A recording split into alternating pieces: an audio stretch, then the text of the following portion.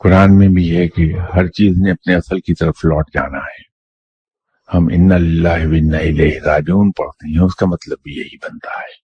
ہم سب عالم ارواح ہی سے آئے تھے اور ہمیں لوٹ کر رب ہی کی طرف چلے جانا ہے. یہ جو آپ نے فرمایا کہ اگر ہر ایک کو رب سے ہی جا ملنا ہے تو پریشانی کس بات کی ہے؟ تو بھائی پریشانی اس بات کی نہیں ہے کہ ہم رب کی طرف لوٹ جائیں گے. پریشانی یہ ہے کہ جب رب کی طرف لوٹ جانے کے بعد ہمارا حساب کتاب شروع ہوگا تو کیا ہوگا؟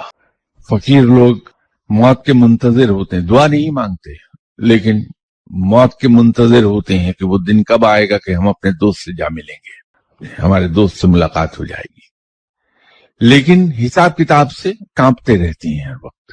تو پریشانی یہ نہیں کہ رب سے جا ملوں گا، پریشانی یہ ہے کہ میرا جب حساب کتاب ہوگا تو میں کیا کہوں گا کہ میرے نامہ اعمال پر تو گناہوں کی سیاہی پھری ہے. اس سے بچنے کا ایک ہی طریقہ ہے کہ گناہوں سے بچنے کی کوشش اور توبہ استغفار.